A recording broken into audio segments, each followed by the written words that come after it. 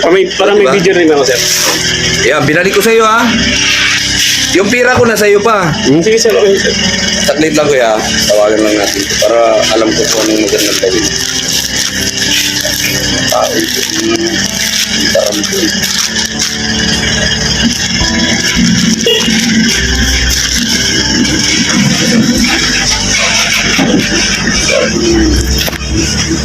Lukuyin pa tayo. Gaaral tayo ng 5 taon sa eskwelahan para maglukuyin lang ng mga ganyang tao. Ikaw kuya, ang sangkot mo dyan, kinuha mong pira ko. Hindi, sir. Hindi ka sigurado sa dideliver mo kung ano. Di ba? Kasi wala kaming alam, sir, sa mga in-order. Eh wala sir. kang alam. Eh, Wala bakit kaming- nagpapagamit kayo na Ay, hindi hindi, sir. sigurado sa order? Hindi, sir. Nagpapagamit kayo eh.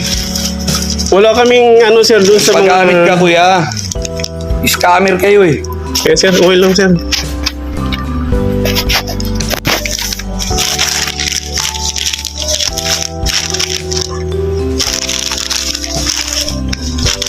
Okay, taga Palawang ba kuya? Hindi, sir, yung misis ko. Palawan. Yung misis ko, sir. Eh. Baka taga Quiapo ka rin. Mindanao ako, sir. Taga Mindanao.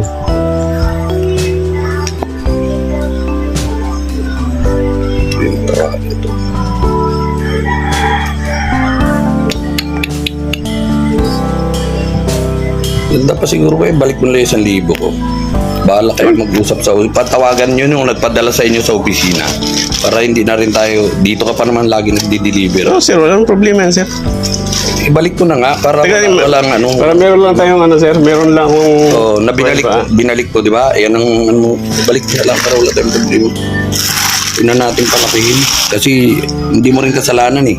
Kaya nga, sir. Kaya lang Pero nagamit next time, kayo. sir, huwag niyo yung husgahan yung isang tao na ano, sir. So, nagamit ka. Huwag niyo akong husgahan na kung ano man yung pagkatao ko. Kuya, nagamit ka nga Huwag eh. kayong magsalita ng di niyo naman po ako kilala, sir. Matutuwa ba ako? Hindi, Palagay kahit mo? na, sir. Huwag niyo akong husgahan na scammer ako.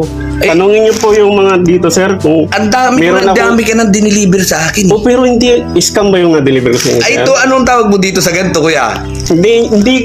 Anong wala po tawag, akong anong tawag mo sa ganyan? Wala po akong alam, sir. Hindi, ano ang tawag mo sa ganito? Na-murder ka ng iba, tapos ibang deliver sa'yo. Oh, hindi po ako dyan ng ano, sir. Ay, Hindi. sinong scammer? Hindi. Sino nag-scam? Ako, sir? Sino nga nag-scam? Sa tanong Hindi ko sa'yo. ako. Sino? Delivery lang po ako, sir. Deliver ka? Oo. Na ano ka ng scammer? Trabaho ko, sir, mag-deliver. Hindi po yung sinasabi yung scammer. Hindi nga, ang tanong ko, sino yung scammer?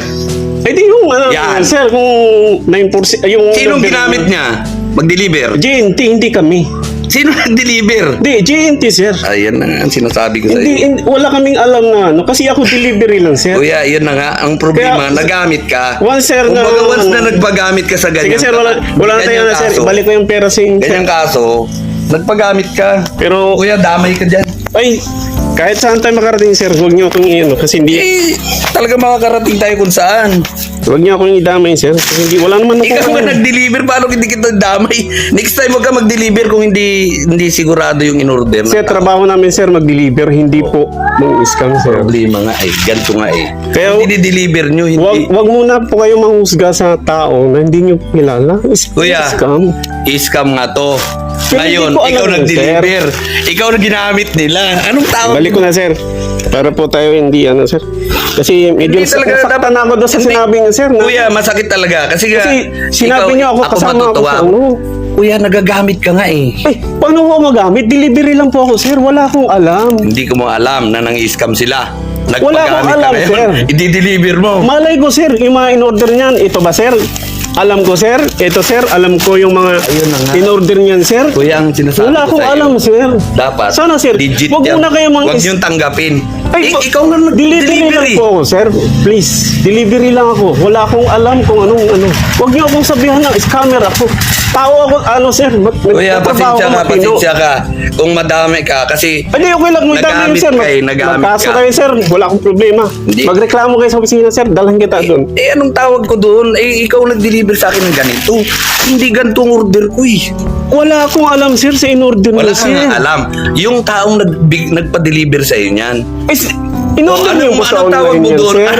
Anong tawag mo sa mga tao na yan? Wala akong kilala na inorderan yun, sir. Inorder niyo sa online, di-deliver ko yung parcel niyo. Tapos sasabihin niyo, scam. Scam nga yan eh. Di ba anong tawag mo dito, kuya? Anong tawag mo dito?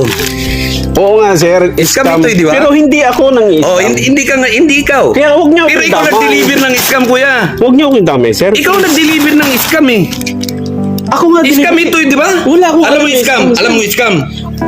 Sir, Hindi nga, please. tinatanong kita, alam mo scam ito? Wala akong alam, sir. Scam. Bakit hindi mo alam kung ang scam niya? I-deliver ko ba yan, kuya. sir? I-deliver Ibang ko ba order yan, sir? ko. Kung mali? Kung i-deliver ko ba yan, sir? Kung yan alam ko na ano yan, masamang ano yan, sir? Away pa tayo, kuya, nito. Parang gusto mo pa ako subukin. Hindi, sir. Wala akong ano, sir. Balik ko na lang, sir. Dahil siya kung ano, sir.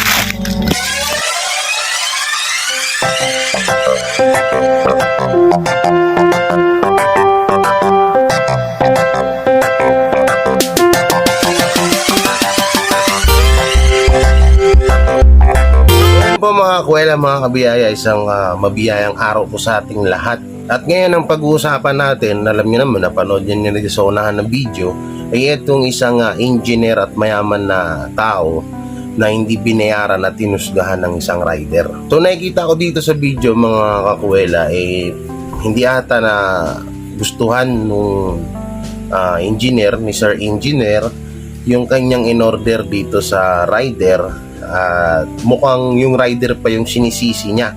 At sa halagang 1,000 lang, no, para sa akin lang yan. Alam niyo kung bakit. Hindi naman ako mayaman, pero para sa akin lang yan. Bilang ikaw ay isang engineer at alam ko naman kung magkano ang sahuran ng isang engineer at nakikita naman sa bahay mo na napakayaman mo, para sa akin, kung ako yung lalagay sa katayuan ng buhay mo, lang sa akin ang 1,000. Na para sa akin ay hindi rin kabawasan sa yaman ko ang halaga na 1,000. Alam nyo, sir, kung mapapanood mo man to, Sir Engineer, yung mga rider na yan, hindi nila yan nakikita yung mga dinideliver nila. Lalong-lalong hindi nila pwedeng buksan yan. Pwede nilang tanungin sa nagpapadeliver o sa mismong binilhan mo, no, kung ano yung laman yan. O pwede, pero hindi nila pwedeng buksan yan. Maigpit na pinagbabawal at bawal po talaga yan. Ngayon, sir, para lang sa iyong kaalaman, no, kung scammer man o na-scam ka man at na-deliver sa'yo ng isang rider, hindi porket na sila yung nag-deliver, sila po yung sila rin ay kasabwat ng scammer. Hindi po ganun yun, no? Dahil ni minsan, sir, hindi naging mali ni Juan ang pagkakamali ni Pedro. Tandaan mo yan. Sa yaman mo yan, sa yaman mo, no, sir, bilang isa kang engineer at may kita naman sa katayuan mo sa likod mo pa lang yung bahay mo, parang mansion, no? So para sa akin dito, hindi mo na lang inabunuhan or dapat hinayaan mo na lang yung 1,000 mo dun sa rider. Hindi mo ba alam na sila ang nag-aabono niyan? Gasino lang ang sahod ng mga yan. Tapos ikaw na halos na namumulaklak ka ng ginto sa katawan mo. Oo. Sa halagang 1,000, pinatunayan mo lang na mas parang mas mayaman o mapera pa yung rider. Kasi makikita nyo naman dyan mga kakwela na tinanggap na lang ng rider na hindi siya bayaran. Kasi kaysa naman nga naman magkagulo pa. Pero yun nga, buti nga kamo, nakapag-video to si Manong Rider, no? Kasi kahit anong gawing katwiran mo dyan, Sir Engineer, wala akong mali yung rider dyan. Alam nyo kung bakit? Rider lang po yan, tiga-deliver lang po yan. Parang nila malalaman yung dinideliver nila, tiga-deliver nga lang yan. Hindi yan yun yung binilhan mo. Pero meron talaga, hindi natin maano na meron din talaga ng mga rider na kasabwat ng mga scammer. Pero yung ganitong bagay, ikaw ba naman, kasabwat ka ng scammer, may gana ka pa bang mag-video? Doon pa lang pinatunayan na nung rider na hindi siya kasali dito, hindi siya kasama nang scam sa'yo. At wait lang, may nakita pa ako . Bilang ikaw na mayaman kang tao, bakit sa Shopee ka umorder? Hindi mo ba alam, hindi naman sa kasiraan sa Shopee, sa Lazada, sa ano pa yung online ano na yan, no? Online shopping etc. na yan, no? Pero kung iisipin mo, para sa akin, bilang mayaman ako, no?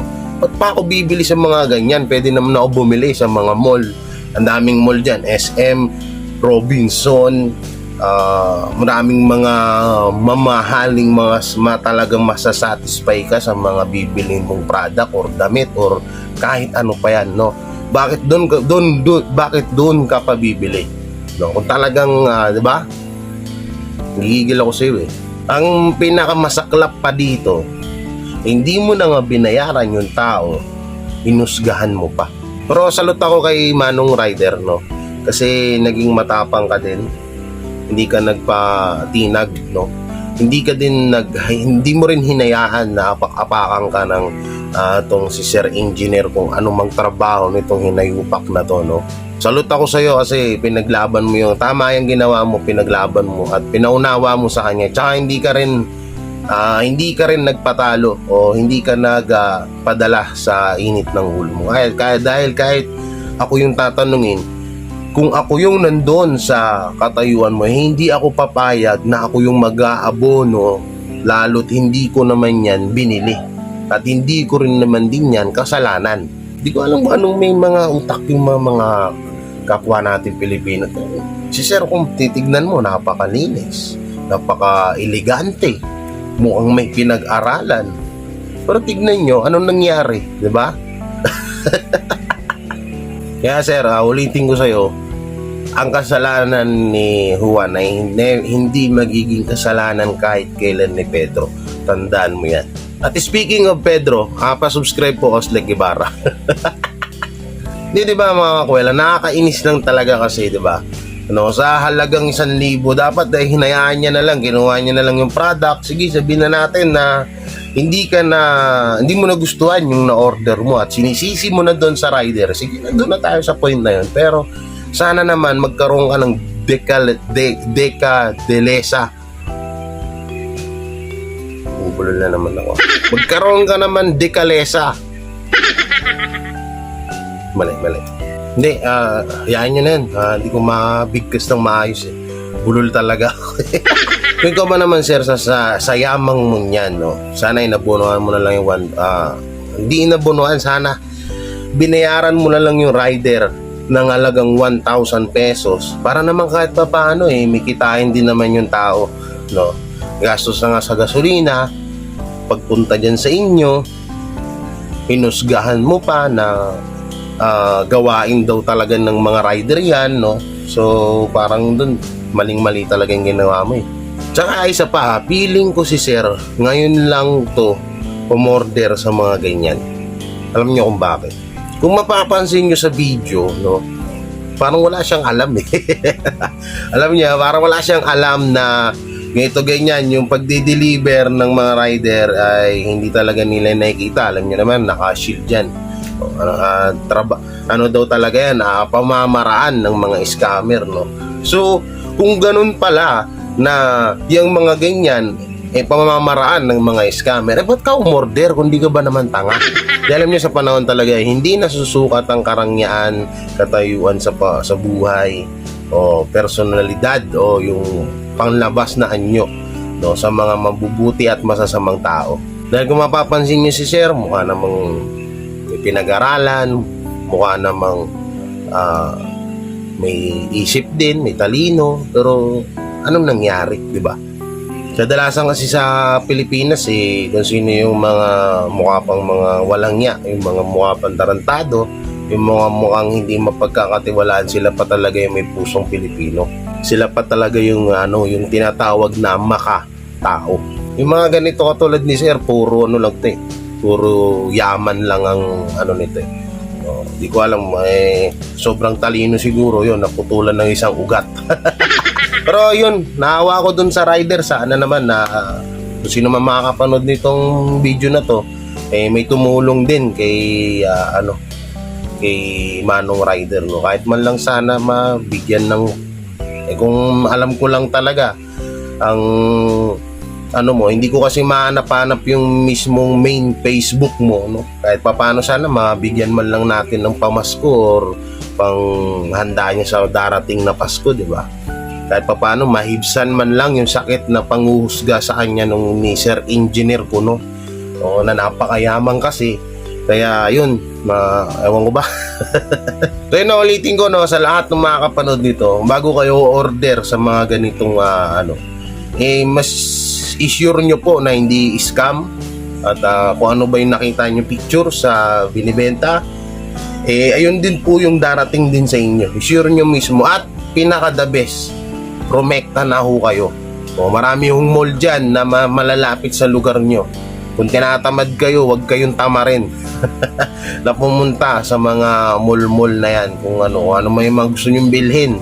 O, kung pagkain man, sa pagkain, bibihira lang may mga ganyan eh. Pero alam naman natin na dito sa Pilipinas ay napakatalamak talaga ng mga pang-i-scam na yan. Pero yan din ang isa din sa gusto kong mapatupad ng ating gobyerno, na sana mabawasan man lang o mawala na yung mga scammer na yan, kasi ang kawawa dyan yung mga kapwa nating Pilipino na mga nagtatrabaho ng marangal. Sila talaga yung palaging naiipit dito. Kasi kapag once na ayaw silang bayaran ng mga customer, wala silang talagang magagawa. Kung itanggapin ito, minsan nasasaktan pa sila. Minsan may nangahabol, may pinagtatangkaan pa yung buhay nila. Minsan nasasaktan sila. Nakikita nyo naman sa social media kung ano kadalasan yung mga nangyayari sa mga kapwa natin Pilipino or mga Filipino rider, delivery rider, di ba? So yun, sana maanuhan to ng gobyerno natin at sana mailapit din to ay Sir Rapi Tulfo, no? Para kahit paano naman mabigyan na o mapaunawa dun sa kay Sir Engineer yung ginawa niyang pagkakamali. So yun, bago tapusin itong video, mega love shoutout sa lahat ng Team Biyaya. Hindi ko na kayo maisa-isa. At ayun, at salamat kay Sir Arthur Saya, pakisubscribe din. At kay Ken, yan, yung Facebook page nila, Anak ng Tokwa, pakisupport. No? Sila yung gumawa ng aming t-shirt, yan, ng Team Biyaya. So abangan nyo yan sa vlog ko pag nagawa na ko yan. At i-unbox. Titignan natin kung gaano kaganda. So maraming salamat. Don't forget to like, share, comment, and subscribe sa aking YouTube channel at sa aking Facebook page. Yan, J. Guevara. TikTok account, meron na rin. Magti 10k followers na ata ako doon. May 3 million views ako doon. Sana dito na lang yan sa YouTube. So maraming salamat and ingat kayo palagi and God bless and advance Merry Christmas and Happy New Year. Malapit na birthday ko, baka naman. Bye-bye.